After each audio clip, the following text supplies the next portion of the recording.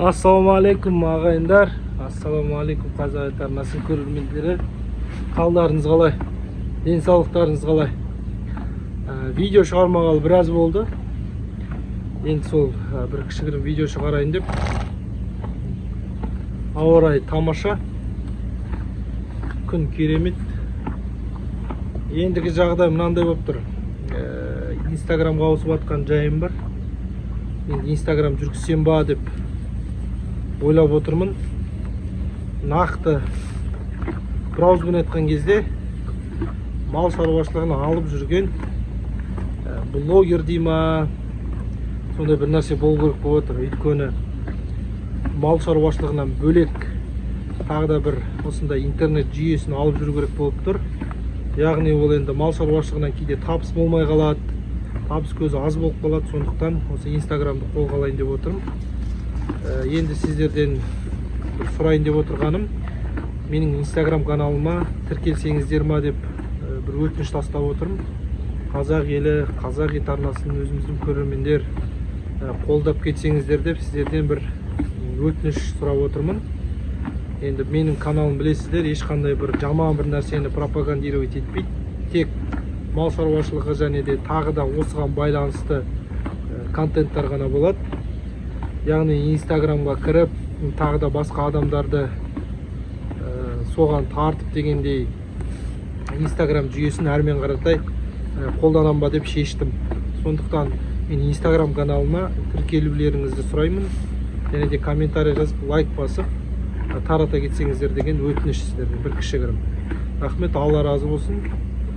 Инстаграм каналымды қалдырып кетем, соған кіріп тіркеліңіздер. Рахмет көп.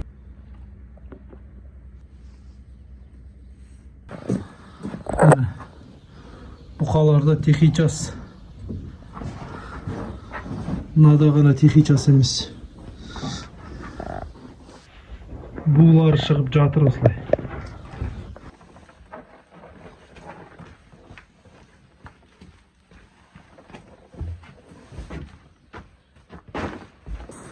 Міне ағайындар, құрметті көрермендер, жемді кіргізіп алдық.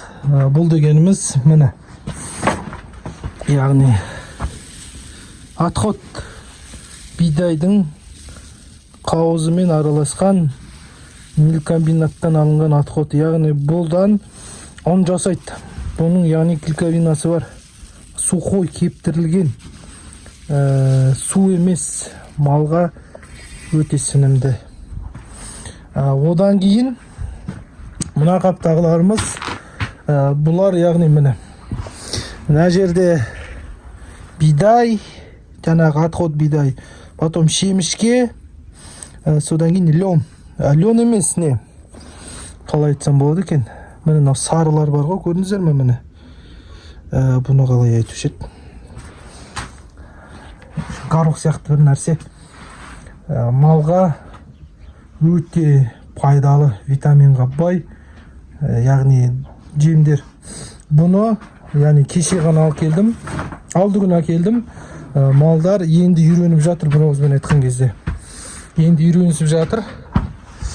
Әлі жеп тауысып атқан жоқ, яғни Алла қаласа жеп тауысатын болады. Енді оған уақыт керек. Қарала бұқа ақсақ балды. Яғни оның жағдайы жота бітіп жатыр. Соян ба, білмей тұрмын, ойланып тұр, не болады, көреміз. Ал құрметті көрермендер, аманшылықта кездесейік. Инстаграм каналыма тіркеле кетіңіздер. Рахмет көп.